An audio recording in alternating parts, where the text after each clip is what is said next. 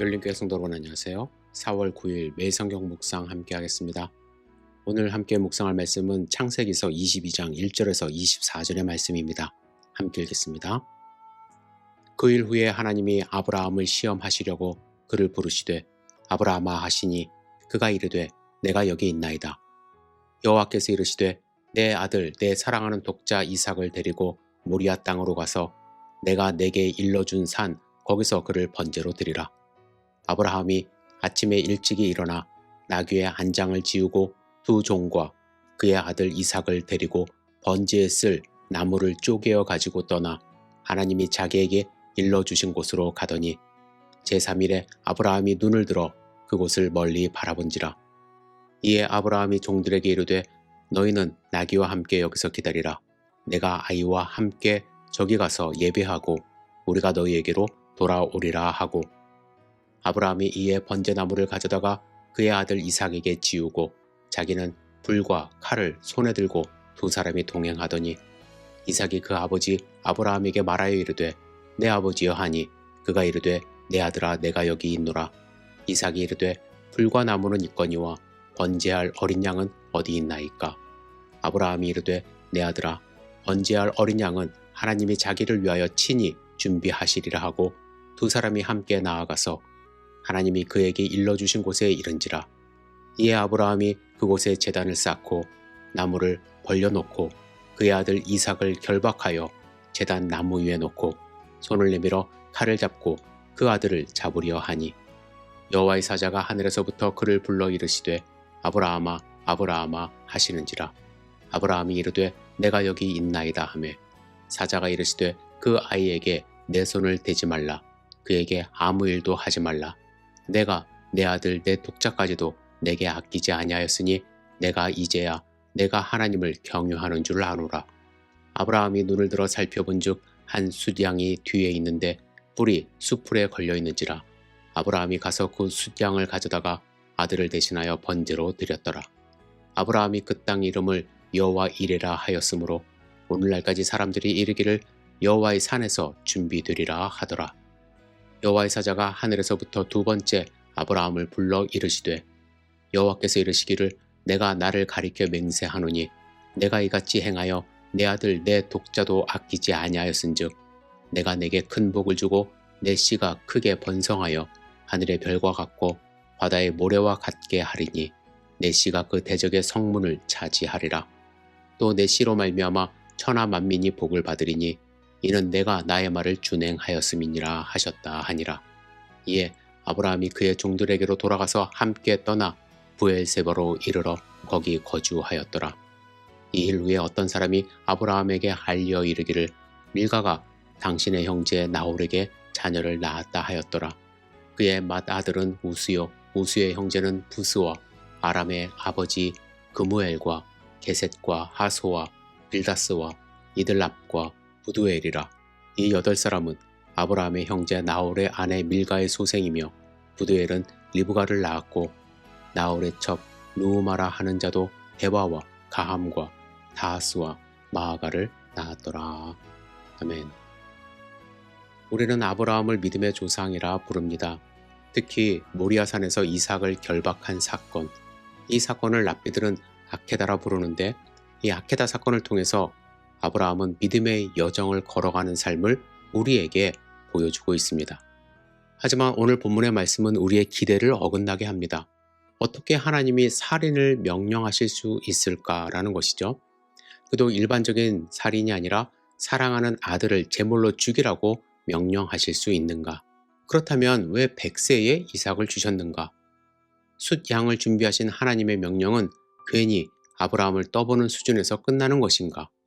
여러분, 솔직히 이 사건은 우리가 실질적으로 감당할 수 있는 사건이라 하기 어렵습니다. 여러분 상상해 보세요. 결박에 순순히 응하는 이삭의 자리에 내 자신을 대입해 보시기 바랍니다. 이삭을 죽이기 위하여 칼을 들어 올리는 아브라함 자리에 서 보려고 해보시길 바랍니다. 아마 칼을 들어 올리면서 우리는 계속해서 주님 빨리 스탑시켜주세요 라고 말을 할 것입니다. 아무리 묵상을 해도 우리는 도무지 그럴 수 없다는 생각이 들 뿐입니다. 이 사건은 우리가 실제적으로 받아들이기에는 끔찍합니다. 더군다나 선하시고 주권적인 하나님을 믿는 우리로서는 더욱 믿기 어렵습니다. 우리는 이 사건에 대한 설명과 해답을 찾으려 애쓰지만 이해하기 힘들다는 것을 고백할 수밖에 없습니다. 하지만 이해하기 힘들다고 해서 버리거나 무시하거나 없앨 수 있는 것은 아닙니다. 아케다, 모리아 산에서 이삭을 결박한 사건, 이삭의 목에 칼을 대려했던 이 사건은 우리 신앙의 모범이 된 사건이고 우리가 늘 가슴속에서 삶 속에서 내 영혼을 두드리는 믿음이 있는 자라면 따라가야 할 모범적인 길로서 자리 잡은 그런 사건입니다. 그런데 참 이상한 것은 아브라함과 이삭의 이 아케다 사건에 대하여 창세기는 설명이 거의 없다라는 것입니다. 그냥 있는 사건 그대로를 단순히 묘사할 뿐입니다. 속 시원하게 이것이야말로 우리가 꼭 따라가야 할 하나님의 백성의 길이라고 규정했으면 좋겠는데 창세기 어디를 봐도 자세한 설명은 되어 있지 않은 채 읽은 사람으로 하여금 하나님의 명령에 순종하는 것이 어떤 모습인가에 대한 긴장감을 주고 있습니다. 그런데 우리가 간과해서는 안 되는 중요한 사실이 있습니다.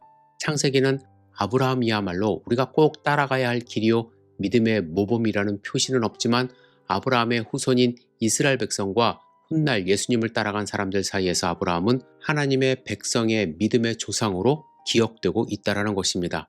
수천 년 동안 아브라함의 이 이야기는 하나님의 백성들 사이에서 믿음이라는 단어로 각인되어졌습니다. 그의 행위는 무모한 행위가 아니라 비상식적인 만행이 아니라 믿음의 행위입니다. 아브라함은 우리에게 믿음의 원형이 된 사람이죠.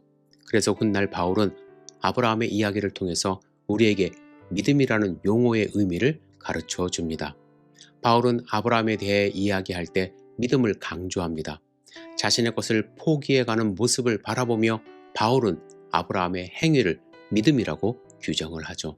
로마서 4장 3절에서 22절 사이에 이런 말씀이 있습니다.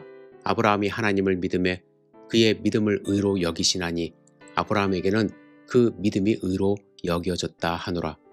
믿는 모든 자의 조상이 되어 우리 조상 아브라함이 가졌던 믿음의 자취, 아브라함의 믿음에 속한 자, 아브라함이 바랄 수 없는 중에 바라고 믿었으니 그가 믿음이 약하여지지 아니하고 믿음으로 견고하여져서 라는 말씀이 나옵니다. 아브라함의 믿음에 대하여 길게 바울도 이야기를 한 것입니다. 사실 창세기에는요, 아브라함의 행위를 믿음으로 규정하지는 않습니다. 그러나 바울은 아브라함의 행위를 계속해서 믿음으로 말하고 있습니다. 뿐만 아니라 히브리서 저자도 믿음의 조상 19명에 대해 믿음이라는 단어를 26번 반복하는데 특별히 아브라함에게는 4번이나 믿음이라는 단어를 사용합니다. 이 저자들은 아브라함에게서 무엇을 보았기에 아브라함의 이야기를 들으면서 믿음이라고 이름을 붙였을까요? 우리가 이해할 수는 없지만 때로는 거부하고 싶지만 명령하시고 약속하시는 그러나 눈에 보이시지 않는 하나님을 아브라함이 평생 자기 안에 내면화하고 순종하며 그 길을 나섰다는 사실이 그의 행동을 믿음이라고 말하지 않았을까 생각을 해봅니다. 저는 아브라함이 보여준 믿음의 모습을 3가지로 정리해보고 싶습니다. 첫째, 아브라함의 믿음은 순종입니다. 하나님이 어느 곳으로 이끄실지 알지 못한 채로 그분의 부르심을 받아들이는 것입니다. 믿음이란 스스로를 통제할 수 없는 일에 대해 순종하며 신뢰하는 것, 눈으로 볼 수 없는 그분과 순종의 관계 속에서 살아가는 것, 전혀 알지 못하는 땅으로 과감하게 발을 내딛는 것입니다. 믿음은 보이는 것과 보이지 않는 것을 결합하는 일입니다. 믿음의 행위에 참여할 때 우리는 스스로의 통제권을 포기합니다. 우리는 감각으로 실제를 확인하기를 포기합니다. 머리로만 아는 지식으로 인생을 알아가겠다는 고집을 포기하는 것입니다. 믿음은 그 길을 가며 신뢰하고 순종하는 삶을 살아가는 것입니다. 믿음은 살아계신 하나님, 현재이신 하나님의 약속과 명령에 결연하게 예라고 대답하는 것입니다. 둘째로 믿음은 희생입니다. 종교의 자유가 있는 우리에게는 믿음이 싸구려가 되어져가는 경향성이 있습니다. 그런데 우리가 분명히 알아야 합니다. 진정한 믿음의 길을 가는 데는 희생이라는 시험대가 있다는 것입니다. 아브라함의 믿음의 생애에서 그 희생은 모리아산에서 이삭을 결박하는 사건을 통해서 온전하게 나타난 것입니다. 아브라함은 이삭을 드리는 길을 떠나며 자신의 믿음을 확실히 발견할 수 있게 됩니다.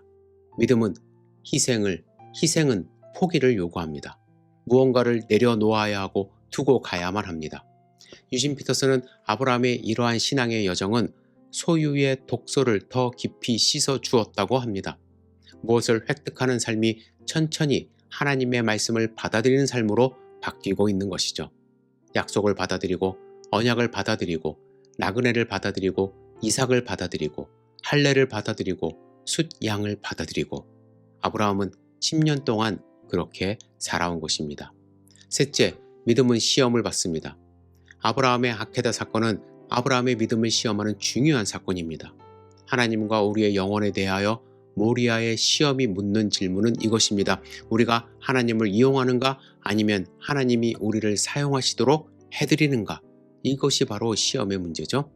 우리는 하나님이 우리를 섬기기 위해 존재하신다고 생각하는 유혹을 많이 받습니다. 우리가 구하는 것, 원하는 것, 혹은 하나님이 하실 필요가 있다고 생각하는 것을 하나님이 해주셔야 한다고 주장하면서 하나님을 우리의 만족을 위해서 고안된 우상처럼 취급하는 습관에 빠진 것은 아닌가에 대한 질문을 스스로 하게 합니다. 아케다는 우리에게 단도직입적으로 묻습니다. 내가 지금까지 나를 속이며 산 것은 아닌가? 믿음의 문제에서 하나님의 현존 앞에서 내면을 부지런히 살펴야 합니다. 그리고 하나님께 순종으로 반응하는 이 삶에서는 끊임없이 이 현실을 점검할 필요가 있다는 것을 아셔야만 합니다. 여러분, 오늘 하나님이 여러분들에게 어떠한 믿음의 행동을 요구하십니까? 무엇을 포기하게 하십니까? 어떠한 길을 가게 하십니까? 어떠한 모습으로 순종하게 하십니까? 나의 믿음을 다시 한번 생각해 보시고 나는 과연 하나님을 제대로 믿고 하나님께 순종하는 삶을 살고 있는지 스스로 돌아보는 하루 되시기를 주님의 이름으로 축복합니다. 기도하겠습니다. 전능하신 주님, 순종하는 삶 살 수 있도록 인도하여 주시옵소서. 우리의 믿음을 스스로 증명하며 살아갈 수 있도록 인도하여 주시옵소서. 믿음 없는 자가 아니라 믿음 있는 자로 오늘도 승리하는 삶 살 수 있도록 인도하여 주시옵소서. 예수님의 이름으로 기도드렸사옵나이다. 아멘.